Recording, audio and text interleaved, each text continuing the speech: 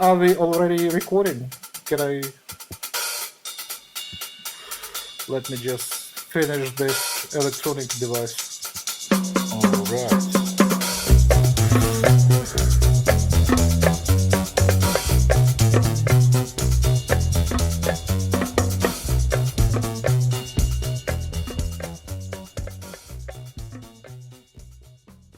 Okay, I'm Vitaly Bardetsky. People call me Bard. Even my mom calls me Bard nowadays. I'm a filmmaker, disco DJ.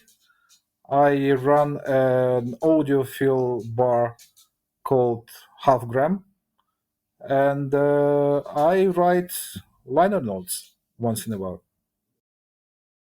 Um, I live in Kyiv, Ukraine, with my family, my wife, my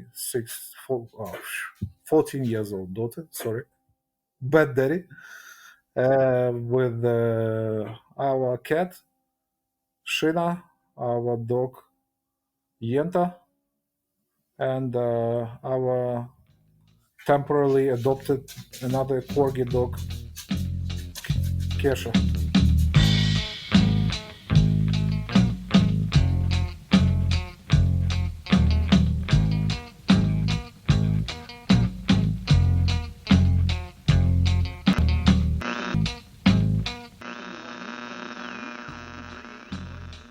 My initial occupation was journalism. I used to be quite well-known music journalist when I was younger. When I was 20 something, I used to study at the University of Lviv, which is like the probably the biggest Ukrainian city in the west of Ukraine. And then I became like well-known music journalist there, and I couldn't make any money out of journalism, so I became a PR guy. I was working with the pop bands, pop artists, making them bigger, and then I became a concert promoter, and I was doing some like ticketed shows, but this is like the top of the iceberg. But underwater, I was booking artists for private events, and I made some money.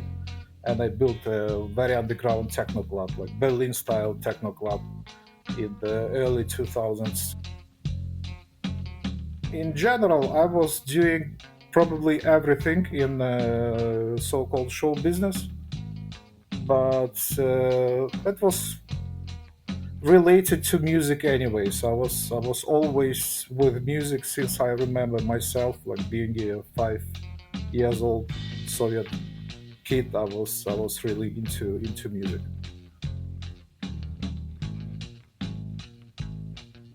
5 or 6 years ago, I had this idea to make a documentary about Ukrainian 70s pop music, and I invented this name, Mustache Funk. This music was sort of lost and forgotten here, absolutely. Then that was like revival of the 70s music scene, and it's really big now. I'm really surprised. Sometimes you go to a supermarket, to department store, and this music is playing there. I was like, wow. I used to program music for a couple of FM radio stations here. When I was trying to play these songs, my bosses would tell me, what the fuck is that? Nobody knows it, but now it's big. Some guys are not happy with that because like 5 years ago you could buy these vinyl records for like $1. Now it's over 100.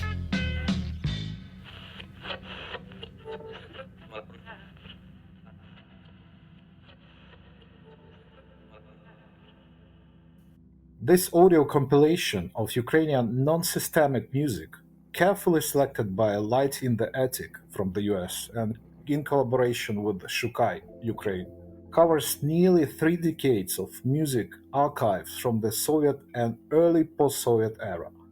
It is almost unknown and unheard by Western listeners. Before you dive in, it would be important to clarify a few basic things. Music has always pulled Ukrainians out of abyss. When it seems that there is no chance for the future, music comes in handy.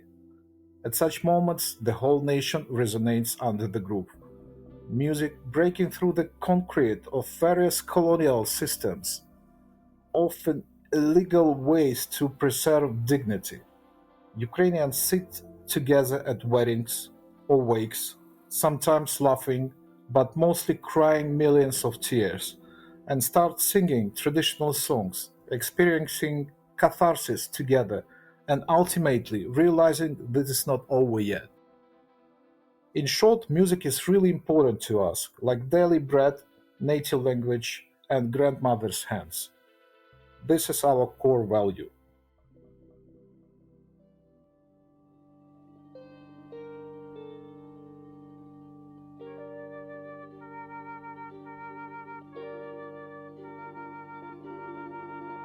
The song is called Bunny.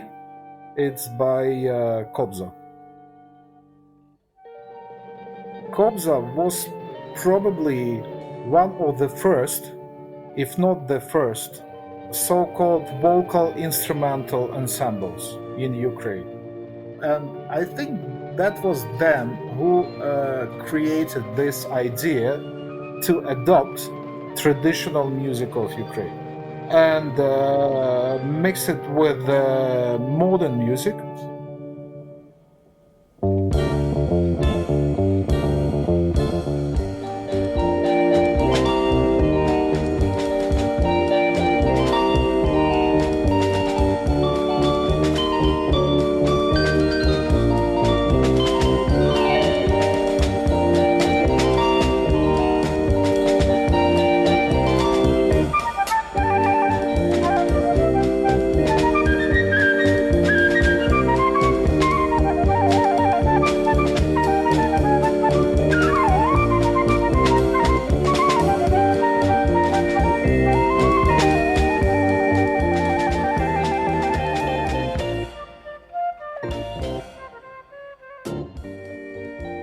They were playing like kobzas and banduras. Kobza and bandura, these are traditional string instruments of Ukraine. So two guys, they were playing these kobzas and banduras. They even made them electric. They wanted to play kind of jazz rock because that was basically a jazz rock with traditional elements. And they released 2 albums and they were like really successful. And I think that was one of the first Ukrainian bands who were allowed to perform overseas.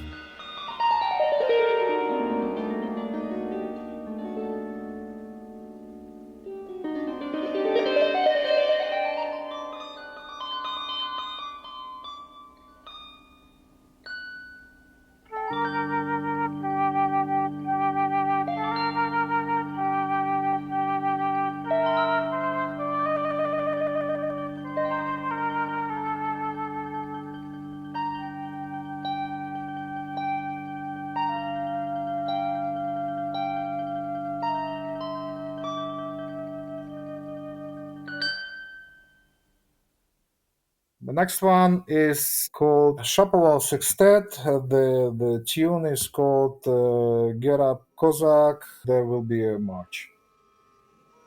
This is probably one of my favorite. Originally, that was found by Shukai Records guys, and no idea where did they found it. That was actually a very poor live recording of this sextet playing live at a jazz festival in the city of Donetsk, now occupied by Russia, in 1976. When I first heard it, I got so excited because it appears that these musicians and or Shapoval in particular, they were familiar with avant-garde jazz, and they were familiar with spiritual jazz, and they combine it again with kind of Cossack kind of marching music. I found this track incredible, and it had been played live, recorded probably at some Soviet reel-to-reel tape machine with some microphone. Such a shame that those kind of stuff had never been properly recorded. What a creativity, That's incredible.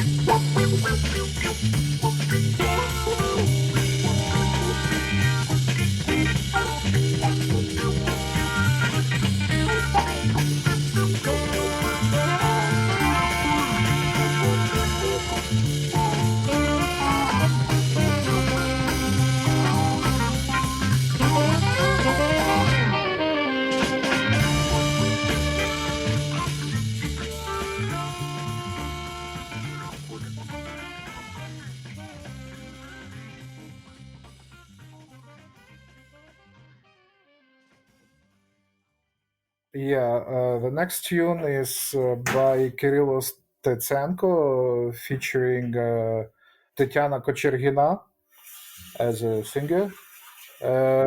Play violin play, грай скрипку, грай in Ukrainian. That's another fantastic tune. I DJ sometimes.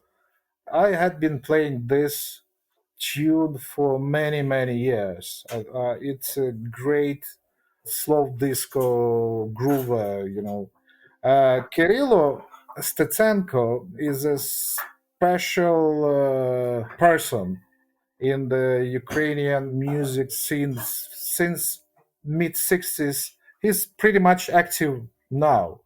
He's doing a lot of things. He's so creative, and actually, he was one of the few who was familiar with the American black music back in the 70s. He was really into that.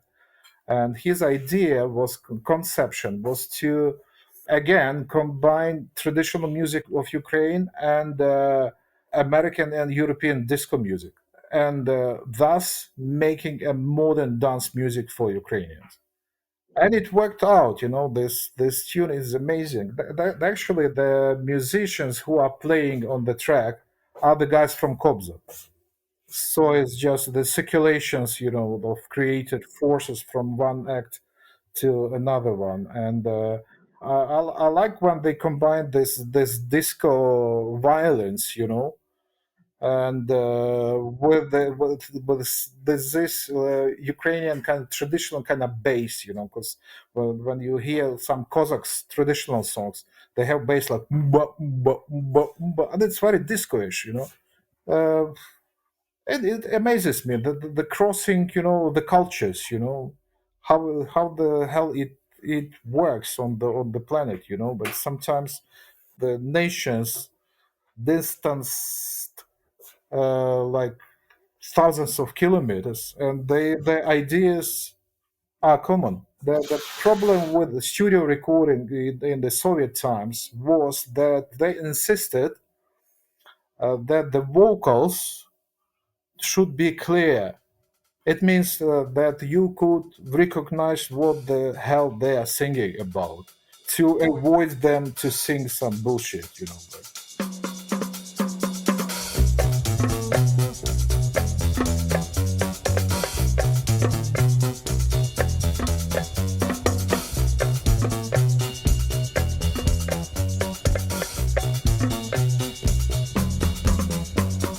Заграй, заграй, музиченьку, пальці золоті, та най собі погуляють хлопці молоді.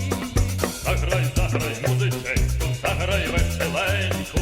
Танцюй, танцюй, дівчинонько, доки молоденька. Грай, грай, грай, та не починай. Грай, грай, грай.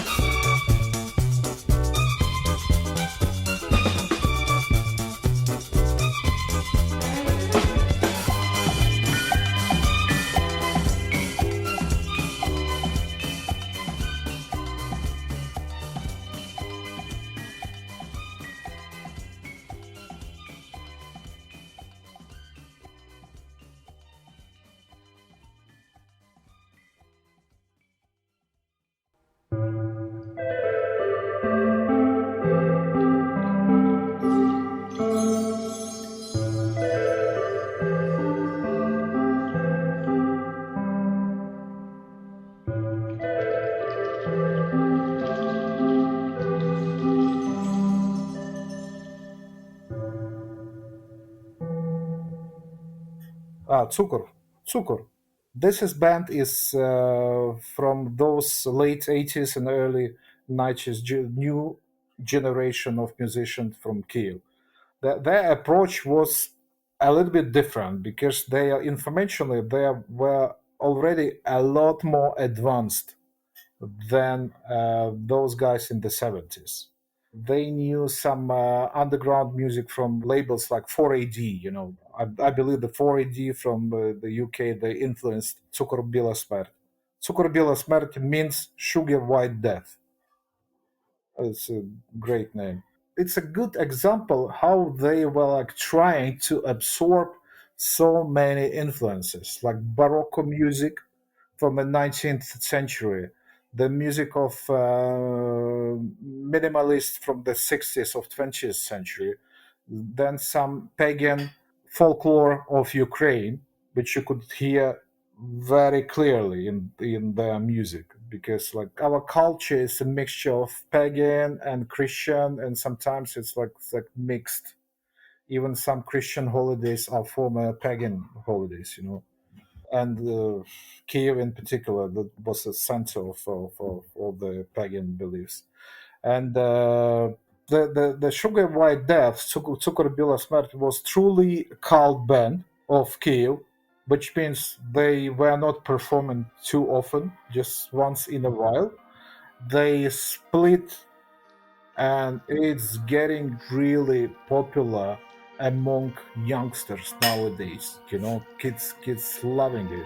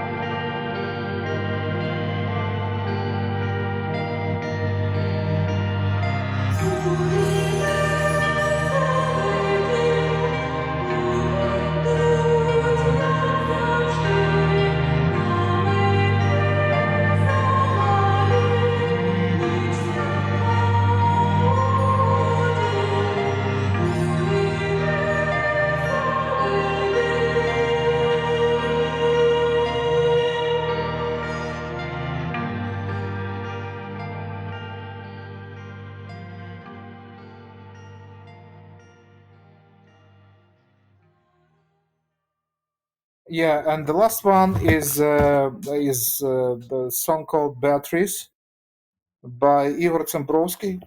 Absolutely genius amateur singer and pianist from the city of Lviv, where I used to live.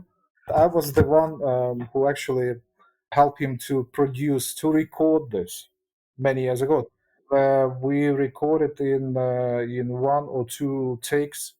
I'm still remembering this particular day when we were like recording that. We only had like 2 or 3 hours at the studio, and that was pure magic. The album was re-released because we initially released it on the cassette. Amazing stuff. Checked out some other tunes by Ihor Tsymbrovsky.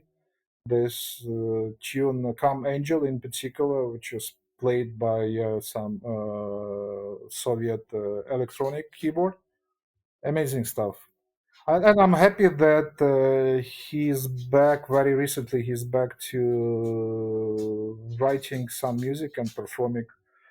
I think that it's what's a great idea to make it a final track of the compilation because it leaves you with the magic and it keeps you intrigued to something new.